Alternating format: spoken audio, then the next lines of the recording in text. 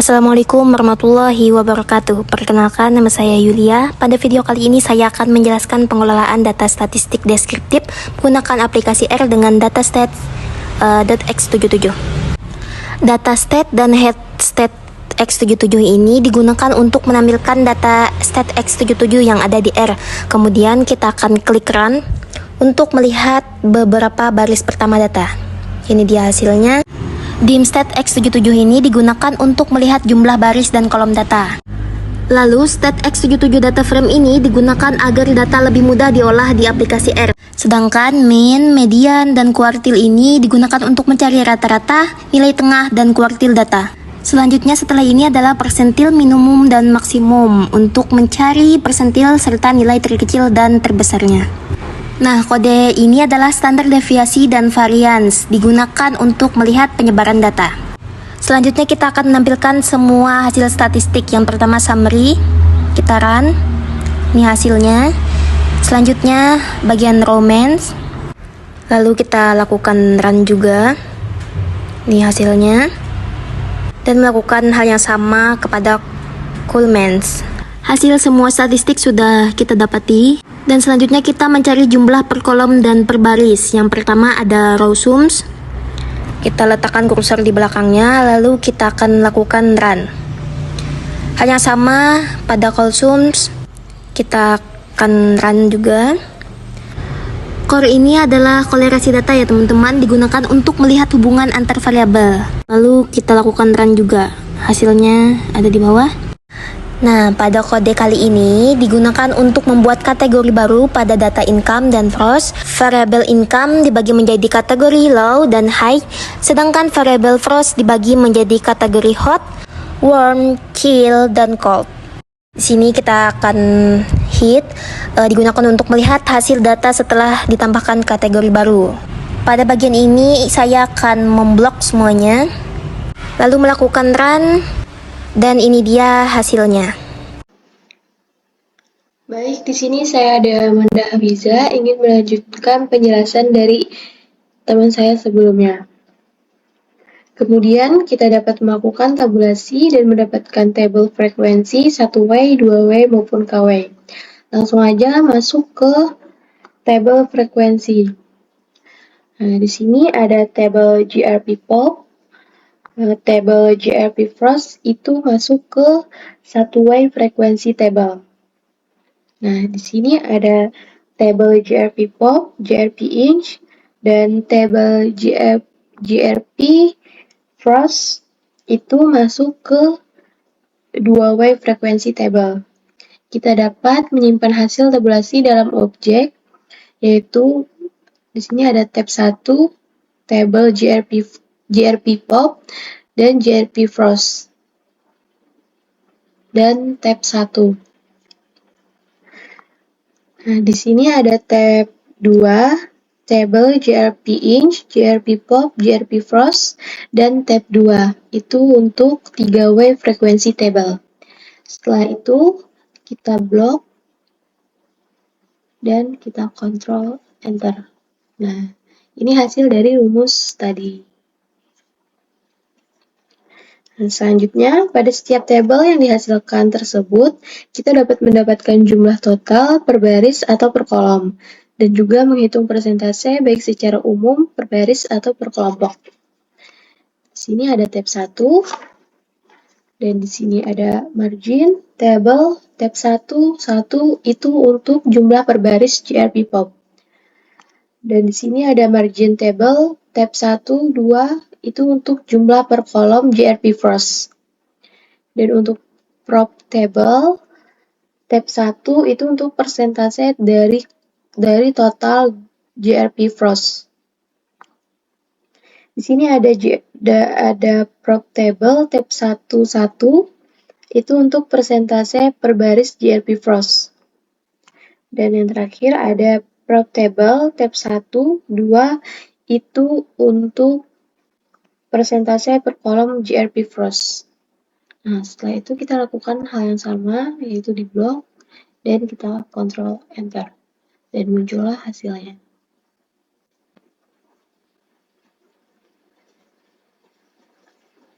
Sekian penjelasan dari saya. Saya Ana Fauzia ingin melanjutkan. Selanjutnya, salah satu hal penting dalam statistik adalah eksplorasi dan visualisasi data. Berbagai jenis visualisasi dapat dibuat melalui dari plot dan grafik sederhana hingga grafik yang lebih kompleks dan advance. Fungsi untuk membuat grafik di R dapat digunakan fungsi float dengan sintaks tertentu. Contoh penggunaan fungsi float adalah ini. Nah, di blok, terus di Ctrl Enter. Nah, ini hasilnya. Dan ini gambarnya. Bentar, saya perbesar. Nah, ini hasilnya dari hasil yang tadi ini. Selanjutnya ada rumusan untuk mendefinisikan tentang nilai pada sumbu X dan Y, klim dan elim. Nah, ini di blok, di Ctrl Enter. Nah, ini hasil dari rumusan tadi. Tahap berikutnya menambahkan garis regresi pada grafik. Penjelasan lebih detailnya akan dibahas. Nah, ini di blok, di Ctrl Enter juga. Nah, ini hasilnya garis regresi pada grafiknya.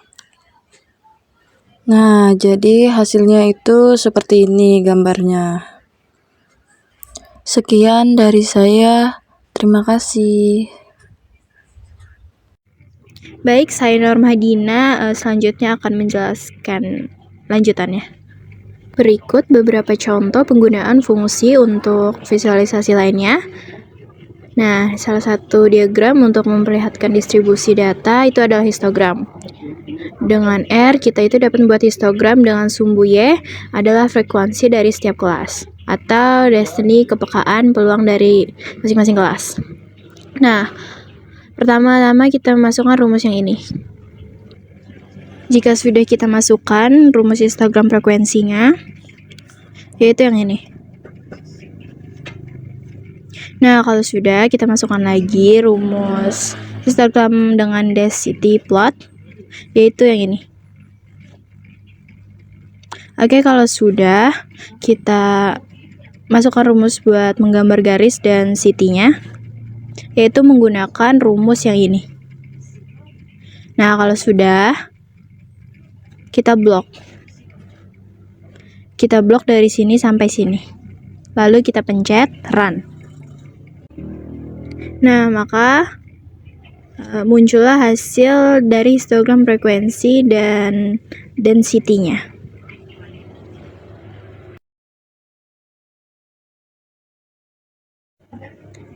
Selanjutnya itu ada box and whisker plot atau yang disebut dengan box plot. Nah, box plot itu sangat berguna untuk melihat distribusi data ukuran seperti median, kuartil, serta outlier atau pencilan. Nah, fungsi box plot pada R itu akan memberikan hasil berupa satu box plot. Nah, jika X itu adalah vektor dan box plot berkolom jika X itu adalah sebuah data frame. Nah, yang pertama kita untuk mencari box plot itu harus memasukkan rumus yang ini. Kemudian memasukkan lagi rumus yang ini. Lalu rumus yang ini.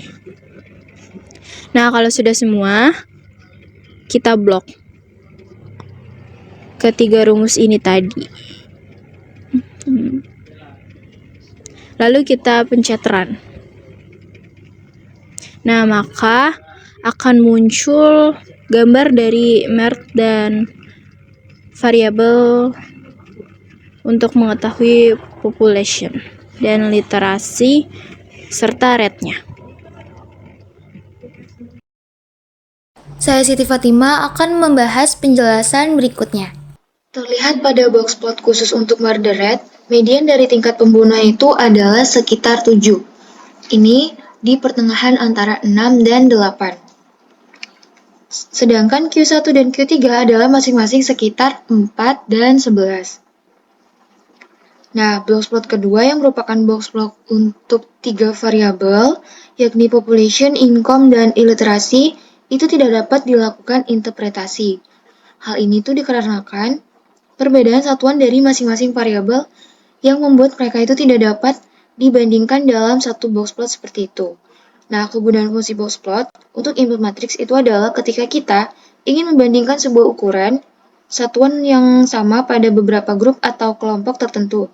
Nah, sebagai ilustrasi, berikut adalah hasil lomba lari 100 dari 20 pelari yang berasal dari 2 klub atletik A dan B. Maka kita dapat menggambarkan box plot sebagai berikut. Yang pertama itu kita input datanya. Yang ini data klub A dan B. Lalu yang kedua itu kita gabung dalam bentuk matriks dengan menggunakan rumus yang ini. Nah, kalau sudah, kita blok aja semuanya. Kita blok semuanya. Lalu, ini kita hapus dulu supaya gambarnya nggak rusak. Lalu kita klik run. Nah, jadi inilah box plot dari hasil data tadi. Yang ini klub A dan yang ini klub B. Dari hasil visualisasi terlihat bahwa secara umum pelari A itu lebih cepat dibandingkan dengan pelari B. Nih ya. Nah, terdapat satu pelari dari masing-masing grup itu yang sangat terlambat jika dibandingkan dengan rekan lainnya. Jika kita memiliki variabel atau kolom yang merupakan kategorik bertipe vektor, maka kita akan menghasilkan box plot dari masing-masing kategori tersebut. Dikarenakan pada datastate.x77 tidak terdapat variabel berjenis kategorik. Sebagai ilustrasi, kita buat variabel kategorik baru yang merupakan pengelompokan negara bagian berdasarkan income-nya menjadi 3 kelompok, yaitu low kurang dari 4.000, medium 4.000 sampai 4.800, dan high lebih dari 4.800. Nah, variabel ini diberi nama income code. Baik, terus box plot untuk beberapa grup. Nah, dari record dari income akan dan dimasukkan ke dalam dataset sebagai variabel baru. Nah, jadi kita masukkan rumus yang ini. Jika X itu adalah variabel berjenis vektor, maka otomatis akan membentuk box plot. Nah, ini. Kita masukkan rumus box plotnya. Jika sudah, maka kita blok semua rumus ini tadi, kita blok.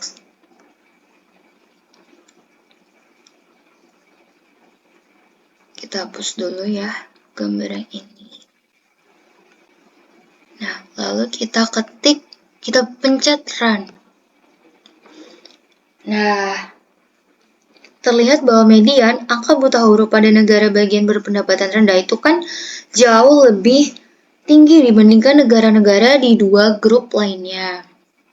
Ya kan? Nah, yang menarik itu adalah grup negara bagian dengan pendapatan atau income medium memiliki median angka buta huruf lebih kecil dibandingkan dengan grup pendapatan tinggi. Selanjutnya itu ada diagram dahan daun atau stem and leaf plot. Nah, diagram ini juga dapat digunakan untuk melihat bentuk sebaran dari data. Nah, stem leaf plot itu menggunakan rumus ini. Nah, karena rumusnya cuma satu, maka langsung saja kita pencet run.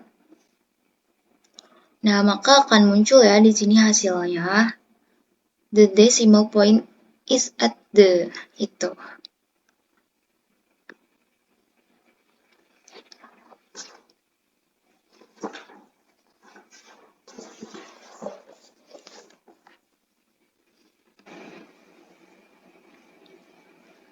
Selanjutnya itu ada diagram batang atau yang disebut dengan bar plot.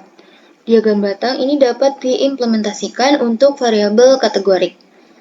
Nah, untuk melakukan tabulasi atau tally, kita menggunakan rumus ini, tab. Lalu kita pencet run. Nah, maka akan muncul income code. Low-nya itu 13, medium itu 23, dan high itu adalah 14. Nah, kemudian untuk diagram batangnya, kita menggunakan rumus bar plot ini.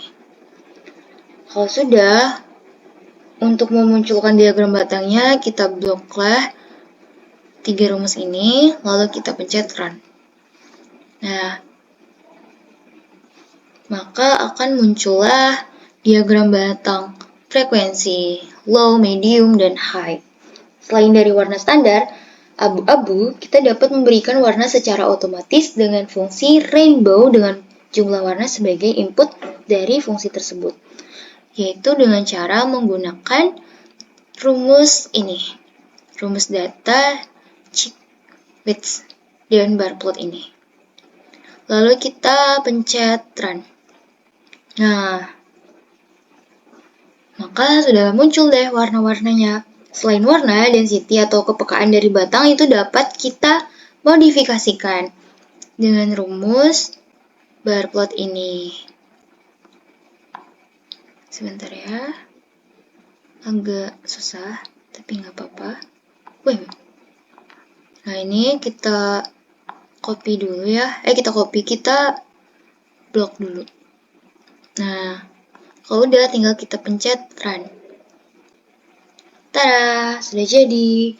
Nah, selain diagram batang sederhana di atas, kita juga bisa dapat menghasilkan diagram batang yang lebih kompleks sebagai ilustrasi. Digunakan data Gini ratio dari Provinsi DKI Jakarta, Jawa Barat, Jawa Tengah, dan Daerah Istimewa Yogyakarta tahun 2009 sampai 2013. Nah, jadi pertama-tama kita input dulu datanya. Kita input datanya yang ini, kemudian kalau sudah, kita menggabungkan variabelnya dengan menggunakan rumus yang ini. Yang ini ya. Nah, kalau sudah, untuk membuat bar plotnya, kita masukkan rumus bar plot dan legend ini. Kalau sudah semua, kita blok semuanya dari input data ini, lalu kita pencet run. Nah, udah muncul tuh dari DKI, Jakarta, Jabar, Jateng, dan Yogyakarta. Lalu, kita juga dapat menggabungkan Gini ratio per tahun per provinsi. Nah, seperti berikut ini ya guys. Kita masukkan dulu rumus ini. Nah, kalau sudah, kita tinggal pencet run. Oke, baik, saya Gina Cantika dan di sini saya akan membahas terkait penjelasan diagram batang berikut. Jadi diagram batang yang ini itu kurang tepat pada kasus Gini rasio. Akan tepat ketika nilainya itu merupakan komposisi dari beberapa hal. Kita menggunakan data hasil survei komuter tahun 2014 yang berisikan jumlah penduduk di DKI Jakarta yang berumur lebih dari 5 tahun yang melakukan kegiatan rutin di luar kota tempat tinggalnya atau disebut juga dengan komuter dan penduduk yang bukan komuter. Jadi yang pertama kita masukkan data komuternya terlebih dahulu. Kita bisa klik di ujung sini kemudian run, maka akan muncul data komuter seperti ini. Kemudian masukkan row names-nya. Kita klik di ujung sini, kemudian di run. Kemudian kita klik komuter, kita run. Kemudian kita masukkan bar plotnya. Kita klik di ujung sini terlebih dahulu, baru kita run. Nah, di sini kita bisa melihat grafik diagram batangnya. Jumlah penduduk 5 tahun yang melakukan komuter dan non-komuter. Kemudian untuk mengetahui yang mana penduduk yang melakukan komuter dan non-komuter, kita bisa klik legend di sini, kita klik di ujung terlebih dahulu, baru kita run. Nah, maka di sini kita bisa melihat kalau yang hijau itu yang non-komuter dan yang merah itu komuter. Secara umum kita bisa melihat kalau dari grafik ini penduduk terbanyak yang melakukan komuter itu ada pada kota Jakarta Timur dan Jakarta Barat dibandingkan dengan kota Jakarta Selatan, Jakarta Pusat, dan Jakarta Utara gitu. Kita juga bisa membandingkan presentasi jumlah komuter dengan melalui grafik berikut. Secara urut akan terlihat presentasi penduduk komuter itu cukup seragam, cuman di Jakarta Utara aja yang terlihat lebih sedikit dibandingkan yang lainnya. Untuk melihatnya kita bisa klik tab dulu di sini, kemudian di run, terus dimasukkan bar plotnya, kita klik di ujung sini dulu terus di run. Nah, akan muncul kota-kota secara urut yang melakukan komuter. Kemudian kita klik legend nih di ujung sini terus di run. Nah, maka akan muncul kalau yang merah ini komuter dan yang hijau ini non komuter. Jadi bisa dilihat kalau Jakarta Utara yang lebih sedikit penduduknya yang melakukan komuter dibandingkan penduduk kota lain gitu. Selanjutnya kita akan membuat diagram pie. Jadi yang pertama kita ketik terlebih dahulu rumusnya seperti ini, kemudian kita klik di ujung sini, kemudian kita run. Nah, maka akan muncul diagram pie seperti ini. Untuk menambahkan legenda ke gambar, kita bisa klik rumus seperti ini, kita bisa ketik rumus seperti ini, kemudian kita klik di ujung sini, run. Nah, maka di sini akan terlihat kalau yang oranye itu low, yang hijau toska ini medium, dan yang ungu ini high. Oke, yang terakhir saya akan ngebahas terkait quantile plot. Jadi QQ plot ini digunakan untuk melihat apakah data itu mengikuti distribusi normal secara visual. Jika titik-titik itu berada pada garis, maka dapat disimpulkan kalau data itu mengikuti distribusi normal. Untuk mengikuti uji formalitasnya, dapat kita gunakan uji Shapiro-Wilk, yang dimana hipotesis nulnya merupakan data yang menyebar mengikuti distribusi normal atau disebut juga dengan Gaussian. Jadi yang pertama kita itu membuat QQ plot dulu. Jadi kita ketik rumusnya seperti ini, kemudian kita klik di ujung sini, kita run. Nah, akan muncul simple quantile seperti ini. Kemudian kita tambahkan garis normalnya dengan mengetik QQ line state.x77 seperti ini. Kemudian kita klik di sini terus run. Nah, maka akan muncul garis normalnya. Kemudian untuk menguji normalitas melalui Shapiro-Wilk, kita bisa ketik maksudnya rumus seperti ini, kemudian kita run. Nah, maka di konsolnya akan muncul seperti ini. Sehingga dari gambar maupun uji Shapiro-Wilk dapat disimpulkan kalau data itu terdistribusi mengikuti sebaran atau distribusi normal karena p-value itu lebih besar dari alpha, yaitu 0,05 gitu.